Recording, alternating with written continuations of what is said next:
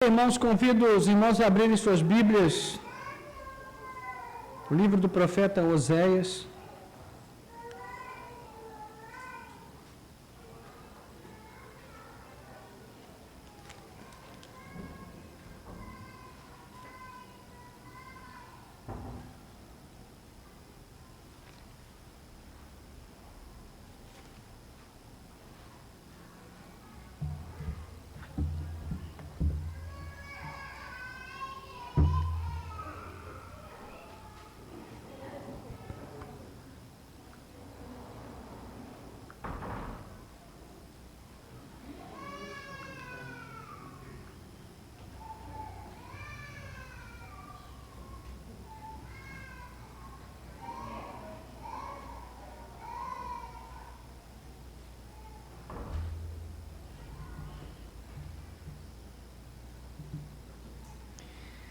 Nós vamos ler o capítulo 14 de Oséias, último capítulo.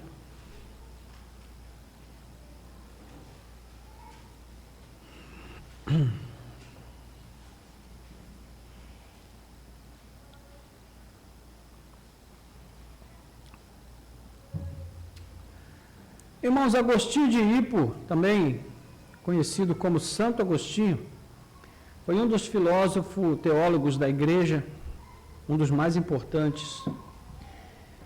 E ele também poderia ser descrito como um apóstolo do amor, porque ele entendia que tudo poderia ser compreendido a partir da sua relação com o amor. Uma frase atribuída a ele diz assim: se você quer conhecer uma pessoa, não observe o que ela faz, e sim o que ela ama.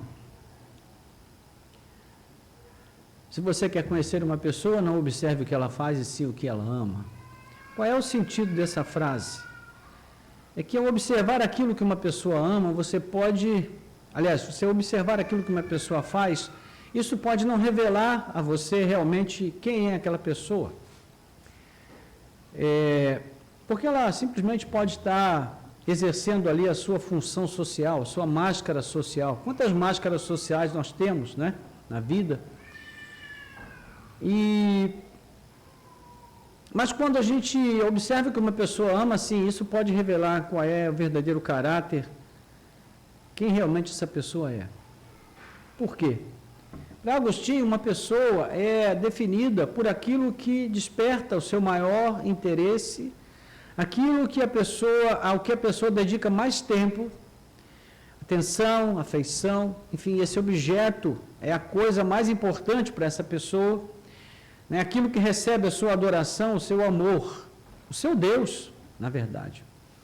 Então, é o que determina o que ela faz, como pensa e como vive. O seu caráter é revelado, então, nesse objeto do seu amor.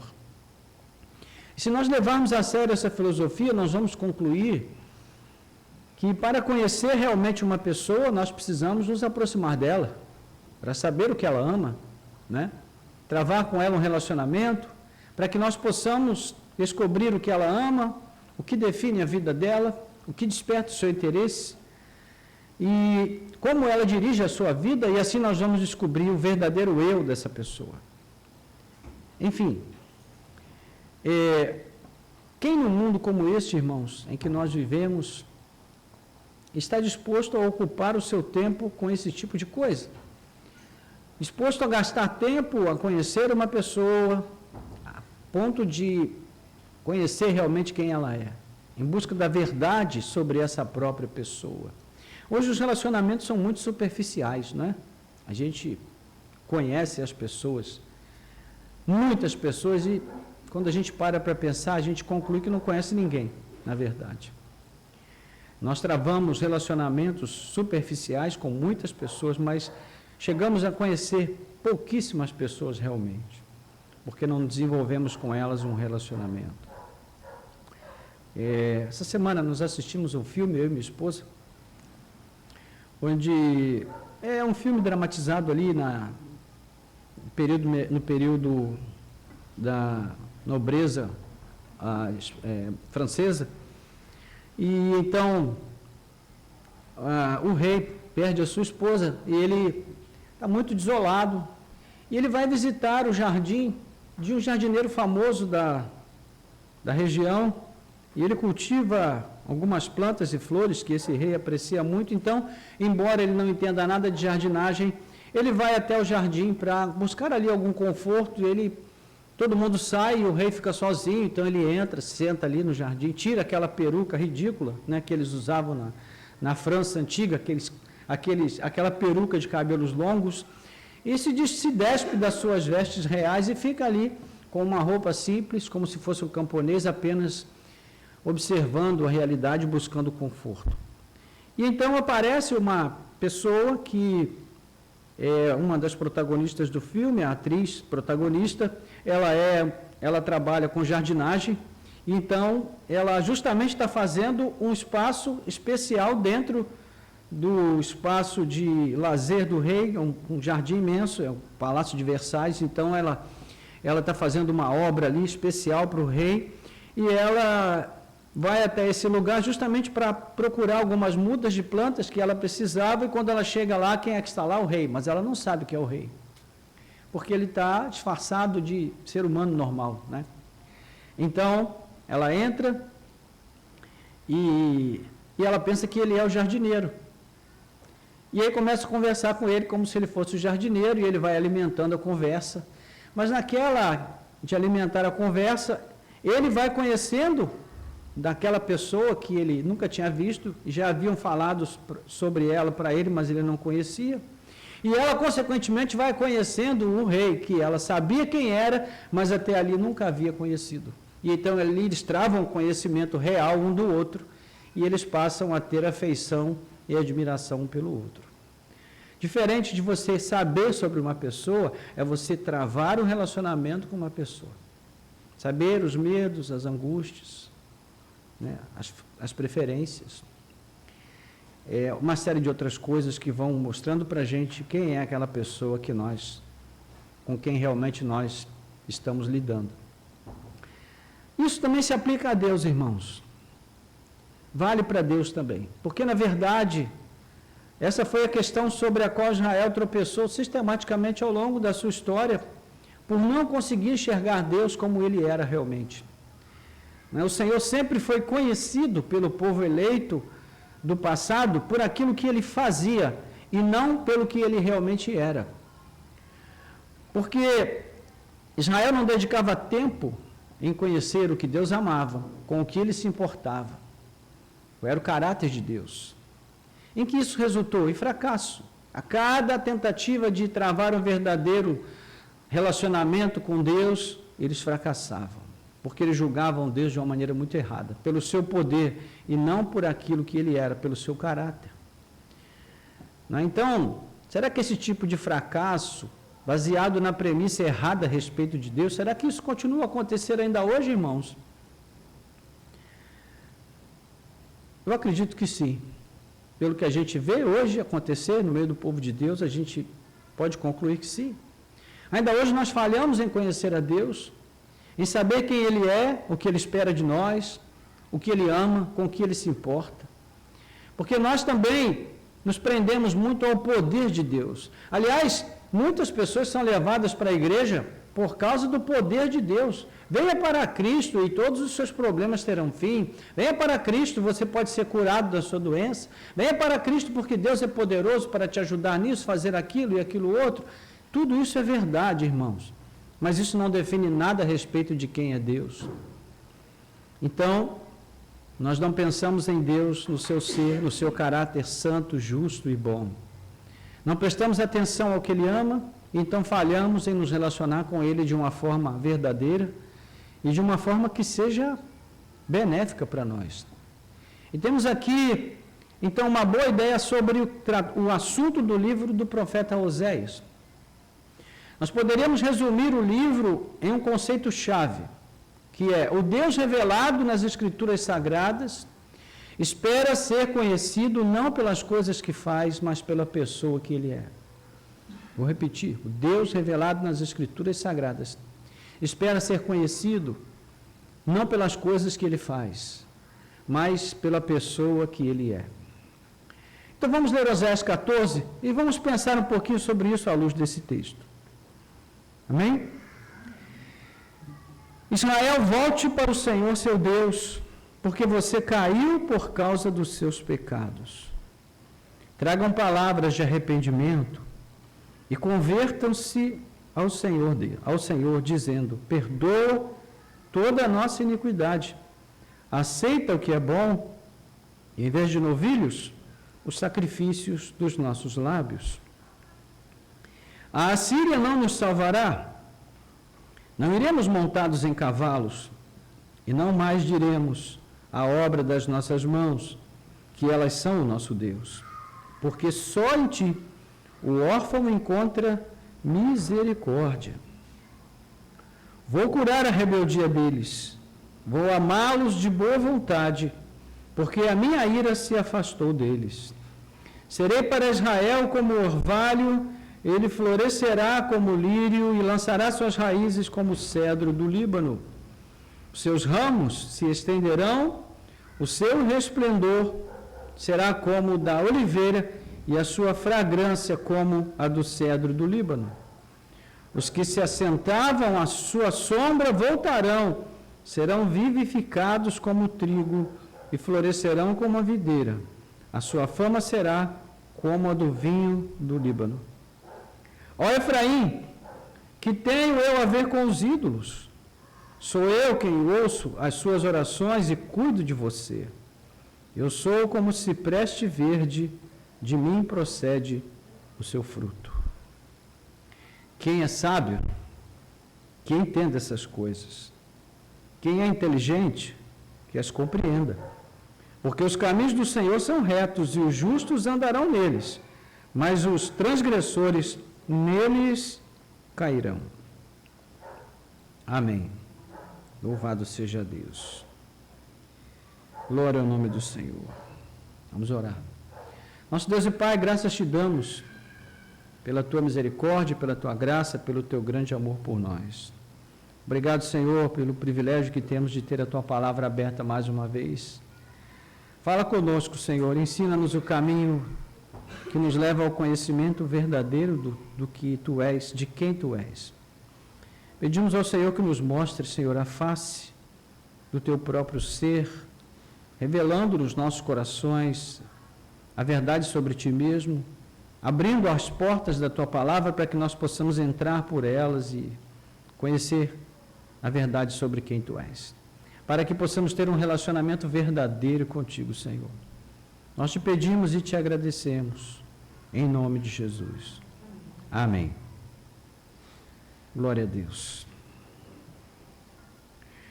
Então, irmãos, Oséias foi um profeta do reino do norte, cuja capital era Samaria, mas às vezes ele se refere àquele reino como Efraim, ou mesmo como Jacó.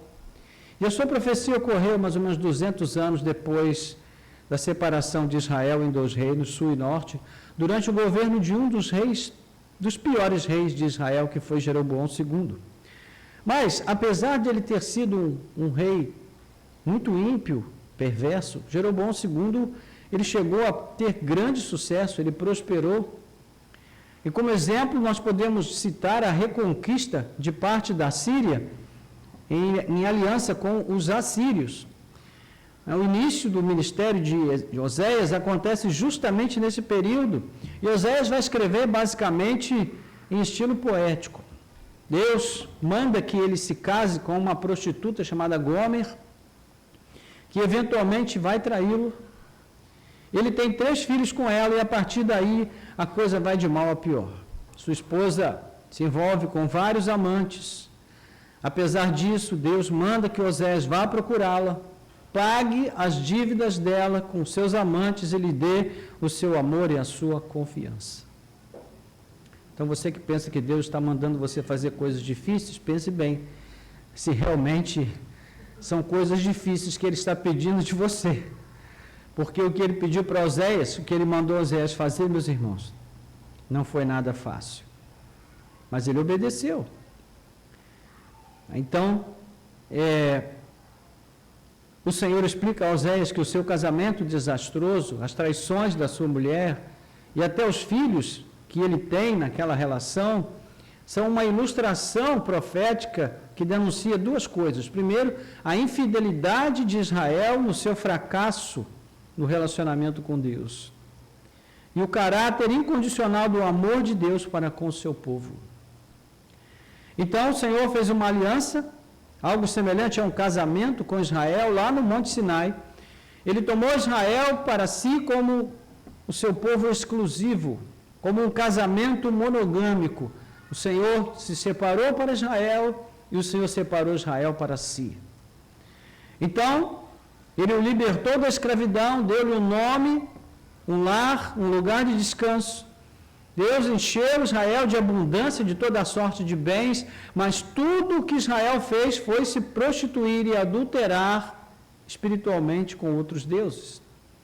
Deus poderia, nesse momento, desprezar o seu povo, lhe dar as costas com a carta de divórcio, mas ainda assim o Senhor o chama de volta a certas contas com os seus amantes, pune todos eles e de novo lhe dá o seu amor e a sua confiança.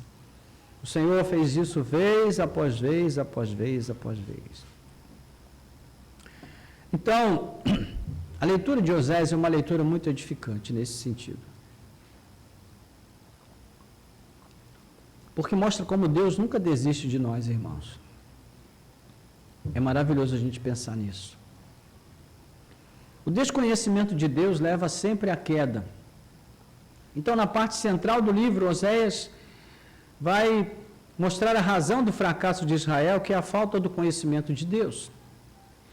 Nessa sessão, nós encontramos acusações e advertências que vão do capítulo 4 ao 10, e a palavra usada para conhecimento no texto é a palavra iadá, que descreve um nível de conhecimento diferente, elevado, né? Algo mais, que envolve mais do que simples apreensão mental, intelectual de uma verdade ou de uma informação, de saber algo sobre alguém, uma mera atividade cerebral. Mais do que isso, ela se refere ao conhecimento pessoal, a um relacionamento. Então, para entender isso, é preciso observar a diferença entre saber sobre alguém e interagir pessoalmente com essa pessoa, como aconteceu lá no exemplo que nós citamos entre a plebeia e o rei, que acabaram se conhecendo, descobrindo, né, um ao outro num encontro ali inesperado. Deus deseja que Israel o conheça em nível relacional. Deus deseja que você o conheça em um nível relacional. Que eu o conheça num nível relacional. O Senhor não quer ser o nosso ideal. Deus não quer que nós o admiremos. O que Deus quer é que nós o busquemos, que nós tenhamos um relacionamento com Ele.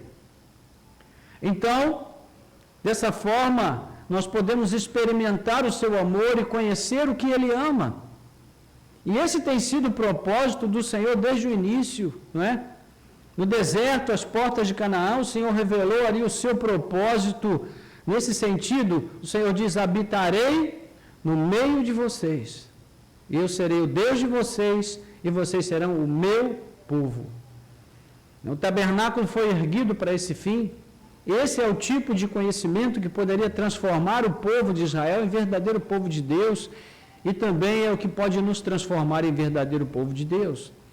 Israel amaria ao Senhor e, em resposta ao seu amor revelado e vivenciado, o Senhor se revelaria cada vez mais a Israel nesse relacionamento. Ao mesmo tempo, essa proximidade, essa intimidade do povo com Deus daria a chance de saber o que Deus ama e o que Ele despreza, e consequentemente Israel conheceria o que Deus espera daqueles que o pertencem, que eles o imitem, que eles aprendam a amar o que Ele ama e a desprezar o que Ele despreza.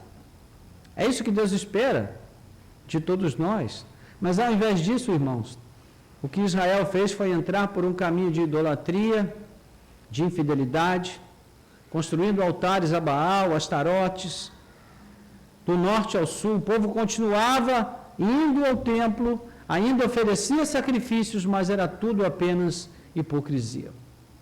E por quê? Porque o seu foco estava no poder, estava em amar o poder. Poder para resolver os seus problemas imediatos, poder para prover o pão, poder para ter chuva para a sua plantação, poder de fertilidade para suas mulheres, enfim, questões pontuais. E se a questão era poder, então, na concepção de Israel, Baal também serviria. Afinal, ele era tido como Deus dos tempos, das estações e da fertilidade. Não é? Então,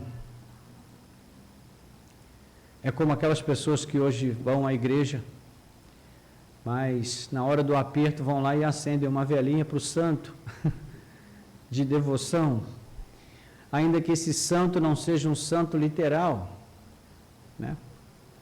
Pode ser um político corrupto que ela conhece, que ela sabe que é corrupto, e na hora do aperto, ao invés de ela esperar o socorro e a direção de Deus, ela vai lá bater na porta do político, pedindo ajuda. Então, o desconhecimento de Deus leva à queda, irmãos.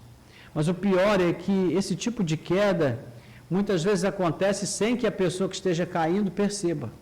E essa é a parte mais trágica. Então, dentro do estilo poético que marca o livro, nós vamos encontrar outras figuras ilustrativas dessa infidelidade de Israel e dos seus resultados. Nós temos uma mãe indiferente com seus filhos, nós temos uma criança nascida de um adultério, nós temos um filho ingrato, nós temos uma videira estéril e por aí vai. Mas Deus também é retratado em outra imagem que transmite o seu amor cuidado, esse amor terno para com o seu povo. E além de esposo compassivo e generoso, ele também é comparado a um pai. E então, nós chegamos no capítulo 11, Deus é pai. E é realmente incrível que, em meio a tantos atos de traição, de prostituição espiritual cometidos pelo povo, Deus ainda se revele com essa outra forma de amor, com um amor paterno para Israel. Então, é um poema muito bonito, o capítulo 11, onde o Senhor diz: quando Israel era menino, eu o amei, e eu, do Egito, chamei o meu filho. Então, como Pai, Deus não nos esconde os nossos pecados, mas Ele também não se esconde de nós. Ele não esconde o desejo de nos restaurar, de nos perdoar, Ele não só nega o seu amor. Como um pai, Deus pune os pecados do seu filho para educá-lo na justiça, porque Ele os ama, mas Ele jamais os abandona. Então, essas metáforas estão revelando o que? O caráter de Deus. O que Ele ama é a justiça, a retidão, a verdade, a sinceridade, a fidelidade, a bondade, a misericórdia, a graça, mas Deus não mostra o seu caráter por meio de frases de efeito ou discursos. Ele faz isso em termos de um relacionamento. A forma como Ele lida com o seu povo, que é o alvo do seu amor. Israel, o seu povo, nós, a sua igreja. E nesse sentido, irmãos, a expectativa desse pai é que os filhos aprendam a lição e voltem para casa quando ouvirem o chamado do Senhor. Se você olhar aí no capítulo 11, versículos 10 e 11, o texto vai dizer: seguirão o Senhor, que rugirá como leão, e quando ele rugir, os filhos tremendo virão do ocidente. Tremendo como passarinhos virão os do Egito, e como pombas os da terra da Síria. Eu os farei habitar em suas próprias casas, diz o Senhor. É o rugido do leão chamando os seus filhotes, e eles atendem. Essa é a imagem que o Senhor traz aqui, para mostrar como Ele iria chamar de volta o seu povo de todos os desterros e exílios para os quais eles foram levados. E uma leitura mais atenta vai mostrar o quanto Deus está emocionalmente envolvido com o seu povo nesse capítulo, irmãos. Ele jamais se dá um relacionamento superficial. Deus nunca se entrega mais ou menos. Ele se compromete com aqueles que Ele escolheu amar.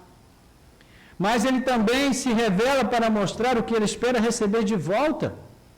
Um amor incondicional, porque é assim que Ele nos ama. Então, quando tudo no livro de Oséias parece apontar para um fim trágico, A misericórdia do Senhor sempre abre uma janela de esperança.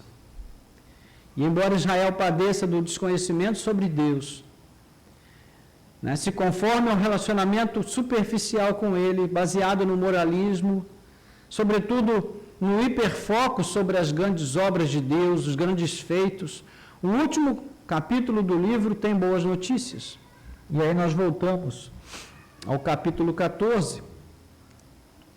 E eu quero refletir sobre ele como parte final da mensagem dessa noite.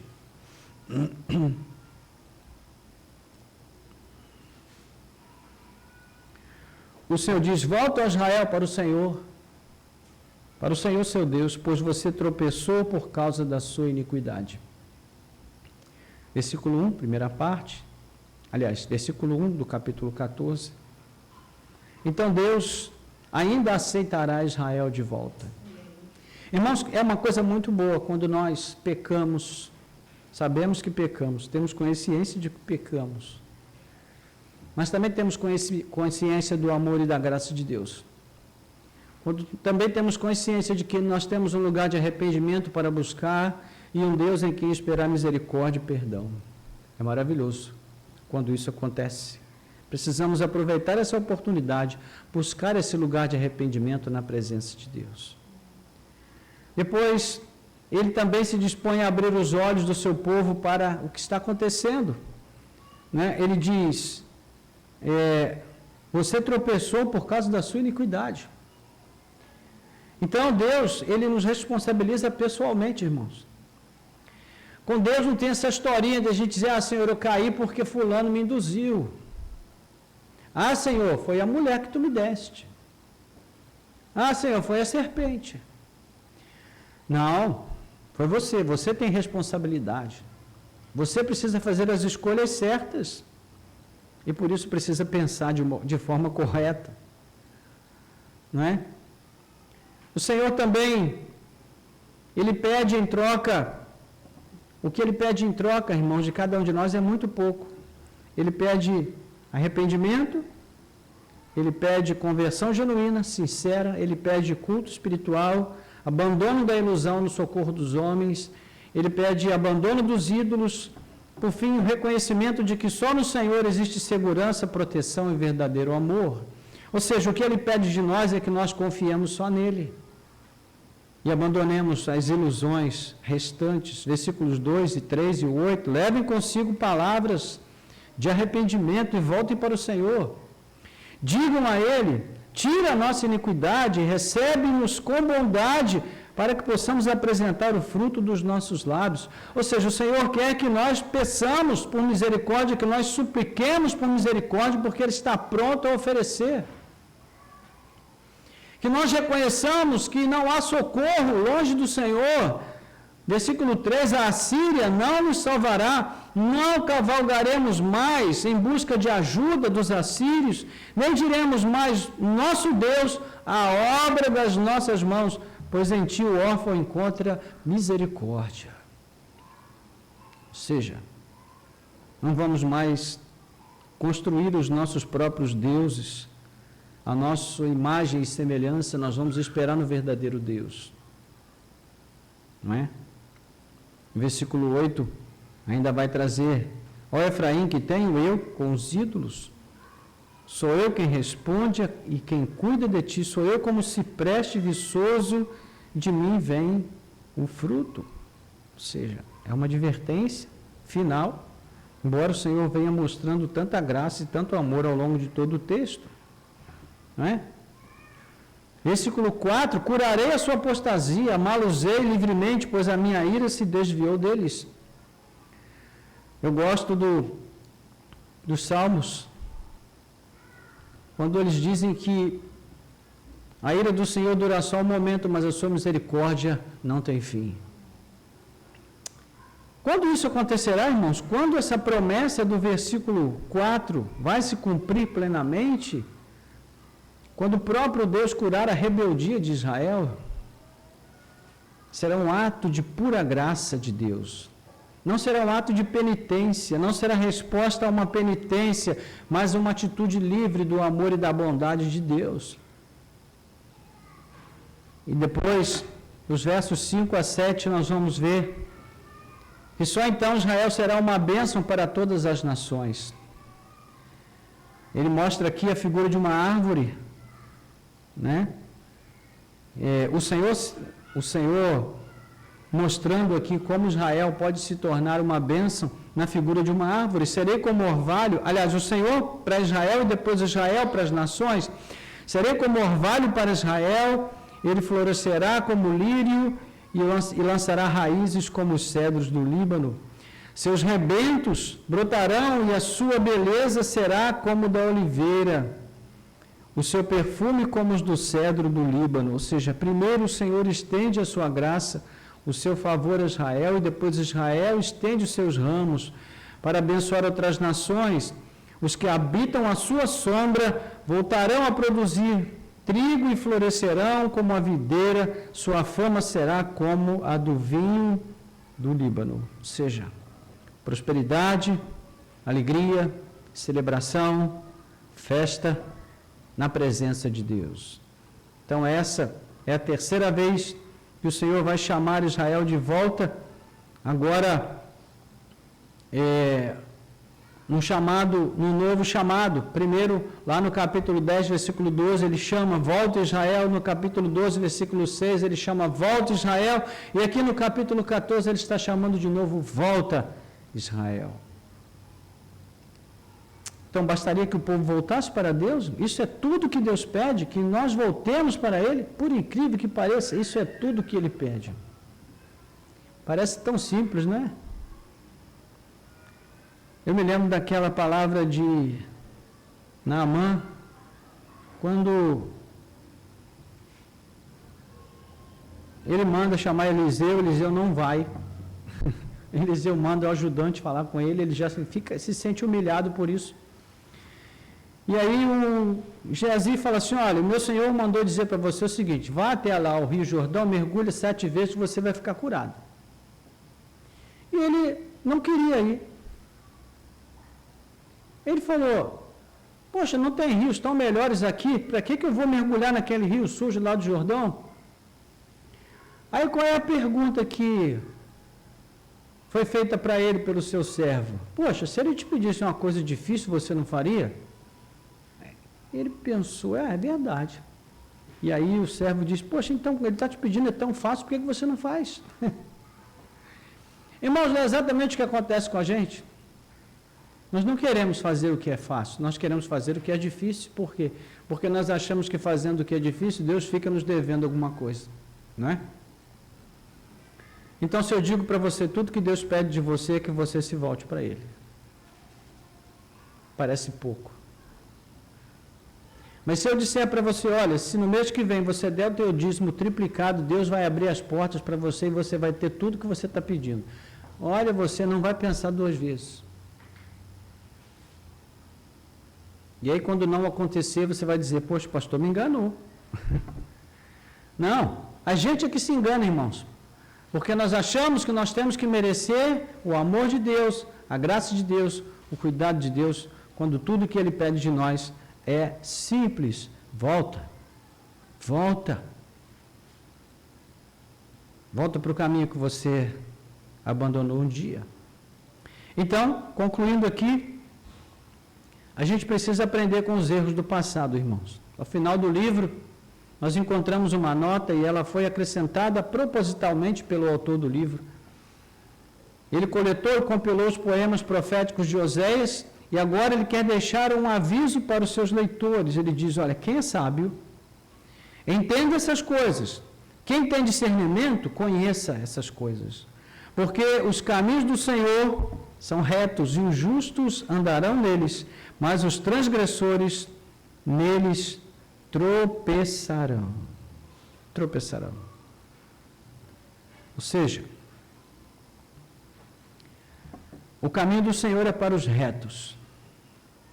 Então ele deixa essa advertência. Em poucas palavras, o que o autor está dizendo é o seguinte: preste atenção, você leitor, e aprenda com os erros dos que erraram antes de você, andando com Deus. Os caminhos do Senhor são retos e os justos andarão neles. Mas os transgressores, aqueles que insistem em viver de um modo indiferente à sua relação com Deus, aqueles que vivem para desprezar o amor de Deus, vão tropeçar nesse mesmo caminho. Não é o que Pedro vai dizer aos seus leitores? Ele diz, olha, Deus colocou uma pedra em Israel, essa pedra é a pedra principal. Os justos edificarão sua vida nela, mas os ímpios tropeçarão nessa pedra e cairão. Então, essa advertência serviu para os leitores de Oséias, serviu para os leitores do livro durante todos os anos, serviu para os leitores de todas as gerações, serve para nós também nos dias de hoje. É tempo de voltar para Deus, irmãos. Amém? E concluindo aqui, ainda dentro do ciclo da Páscoa, quando nós pensamos nesse amor de Deus, como esse amor o define, nós olhamos para a cruz. Porque a maior prova do amor de Deus, desse amor incondicional, foi dada na cruz do Calvário. Um dos efeitos mais extraordinários da cruz é justamente a reconciliação que ela proporcionou para nós. Nós fomos reconciliados com Deus quando estávamos vivendo em absoluta rebeldia contra Ele. Foi um ato de pura graça. Deus fez isso. Não tem nada a ver com a gente. Tem a ver com Ele em primeiro lugar. O apóstolo Paulo vai dizer em 2 Coríntios 5,19, Deus estava em Cristo reconciliando consigo o mundo. Algo não mencionado, mas presente no livro de Oséias é a maneira, é a forma final através da qual Deus iria curar Israel depois de um longo tempo de provação. Mas é oportuno que agora nós olhemos para essa passagem no capítulo 3 e no versículo 5, que vai dizer exatamente assim: depois os filhos de Israel voltarão, buscarão o Senhor seu Deus e Davi, seu rei, e nos últimos dias, tremendo, se aproximarão do Senhor e da sua bondade. Parece estranho nessa promessa aqui, o Senhor está dizendo que Israel voltará, buscará o Senhor e buscará Davi. Como assim? Davi já está morto há tanto tempo. Como é que o Senhor vai buscar? Como é que o povo vai buscar Davi? Então,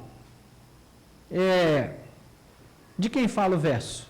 Para aqueles que são assíduos à escola bíblica dominical e acompanham atentamente as mensagens que saem desse púlpito, a resposta é bem fácil, né, irmãos? A resposta é Cristo, é Jesus, o filho de Davi. Então, o ponto aqui é que Israel e Judá acabaram num cativeiro por mais de meio século na Babilônia. E no seu retorno a Judá, jamais o povo de Deus alcançou algo parecido com o cumprimento dessa promessa. Foram 400 anos sem profecia, vendo Jerusalém ser ocupada de novo, de novo e de novo por um reino após outro, até que o Verbo se fez carne e habitou entre nós. E ele estabeleceu um novo Israel por meio da sua morte e ressurreição. E o novo Israel é a igreja, somos nós. Com isso, nós também fomos capacitados a voltar para Deus. Não apenas no ato da rendição a Cristo, no dia que nós o aceitamos, em que nós entregamos a nossa vida a Ele, mas diariamente. Diariamente nós precisamos voltar para Deus, diariamente nós precisamos nos arrepender, diariamente nós precisamos consertar a nossa vida com Ele. E há momentos em nossa jornada, irmãos, em que nos afastamos muito de Deus, a ponto de nós voltarmos para as coisas que estão em franca oposição à sua vontade. Agimos como se não conhecêssemos e como se Ele fosse um Deus estranho para nós. Mas hoje o Senhor nos aceita de volta. Ele nos chama e isso vai durar até a segunda vinda de Cristo. Cristo é o noivo da sua amada igreja. Isso não vai mudar, apesar das nossas infidelidades. Deus ainda é o nosso Pai, Ele está sempre disposto a abrir os nossos olhos e ouvidos para que percebamos o quanto Ele nos ama e o quanto nos afastamos dele, para que possamos enxergar o nosso próprio pecado de um modo claro e voltarmos para o Senhor. Então, tragam palavras de arrependimento. Convertam-se ao Senhor. Convertam-se de forma sincera, clamando: Senhor, perdoa a nossa iniquidade. Senhor, aceita o sacrifício dos nossos lábios. Como Pedro vai dizer, que hoje nós somos chamados a oferecer sacrifícios de louvor agradáveis a Deus. Dizer ao Senhor: Senhor, sabemos que a Síria não vai nos ajudar. Senhor, sabemos que o nosso socorro não está nas mãos dos homens, das instituições, das pessoas. E não vamos mais dizer a obra das nossas mãos: Tu és o nosso Deus. Nos arrependemos, Senhor. Nos arrependemos sinceramente, porque sabemos que só em Ti o órfão encontrará misericórdia. Então, irmãos, Deus sempre soube que não podia esperar que Israel fosse fiel. Deus nunca foi enganado. Não podemos nem dizer que Deus foi um marido enganado para Israel, porque Deus nunca foi enganado. Ele sempre soube que Israel era infiel. Deus nunca se engana com você nem comigo. Ele sabe que nós somos infiéis. Mas Ele continua nos amando, Ele continua investindo em nós. Ele continua esperando que nós possamos voltar para Ele e devolver o amor incondicional com o qual Ele nos ama diariamente. Deus sempre soube, Ele sempre soube. Então, o próprio Senhor toma a iniciativa de nos buscar, não é? No entanto, irmãos, embora a prerrogativa de conceder graça seja somente de Deus, nós devemos responder a essa graça. Por isso Ele apela: volte, volte, né? E após a pronúncia dessa palavra há um silêncio. Um tempo de espera pela resposta que virá. Deus está nos chamando hoje. E ao final, esse apelo, Ele está esperando que nós ouçamos e digamos: Senhor, eis-me aqui. Quero voltar para Ti. Não podemos esperar conhecê-lo, irmãos, se nós nos prendemos apenas à nossa necessidade da manifestação do Seu poder em nossas vidas. A simples observação do que Ele faz não vai revelar Deus para nós. Só o conheceremos de fato se nós nos comprometermos emocionalmente com Ele, se nós nos entregarmos sem reservas a Ele, com um mergulho nas águas desse amor e dessa graça. Então perceberemos o quanto Ele nos ama. Então, só então nós o conheceremos. E sabe que vai nos surpreender mais, irmãos, quando nós buscarmos descobrir o que Deus ama. Depois de nós termos notado tudo que Ele ama, tendo conhecido a verdade por trás de tudo, nós perceberemos que um dos alvos do Seu amor somos nós. Apesar de nós, apesar das nossas fraquezas, das nossas infidelidades e do nosso pecado. Amém, irmãos? Louvado seja o nome do Senhor. Glória a Deus. Bendito seja o nome do Senhor. Vamos orar, irmãos. Vamos falar com Deus.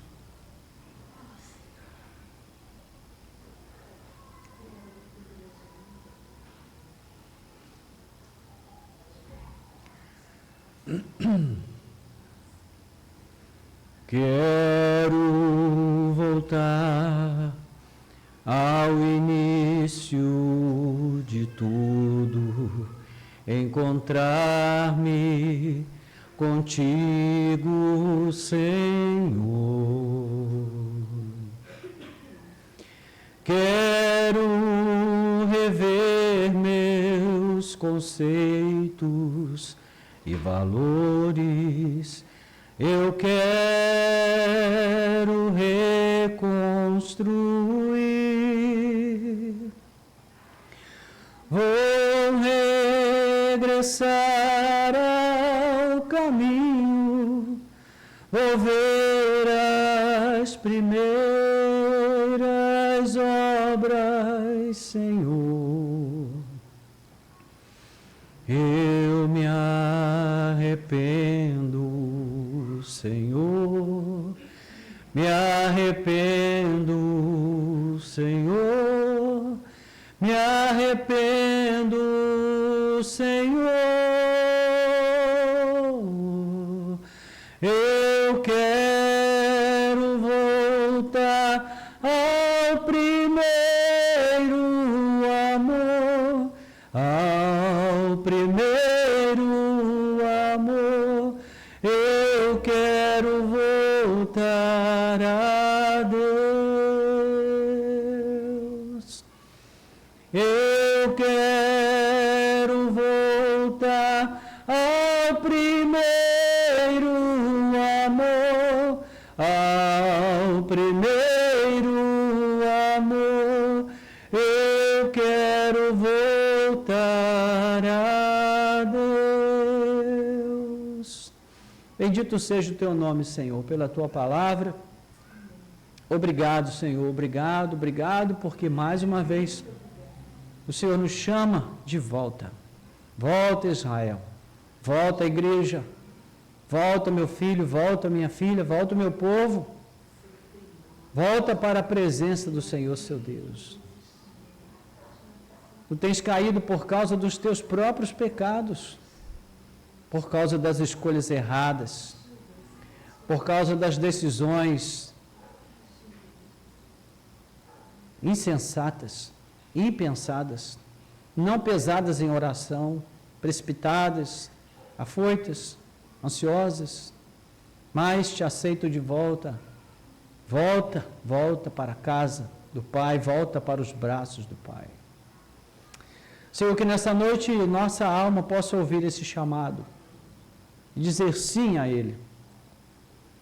Nós possamos voltar, Senhor, correndo para a casa paterna, sabendo que mesmo tendo sido infiéis, quando chegarmos na esquina, o Pai estará nos esperando com uma festa preparada, com um anel para colocar de volta em nosso dedo, com uma roupa limpa para nos entregar e para nos amar mais uma vez como filhos.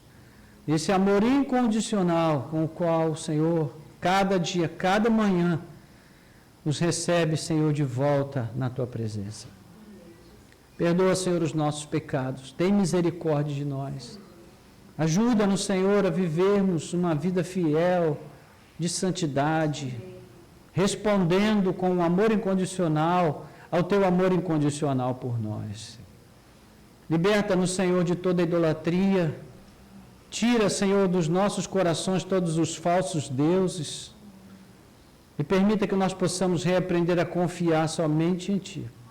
E a entregar a Ti, Senhor, a nossa vida, as nossas necessidades, os nossos medos, os nossos temores, as nossas angústias e ansiedades, para descansar nos braços desse amor que nos acolhe, nos aceita e que revela quem Tu és e o que Tu desejas de cada um de nós.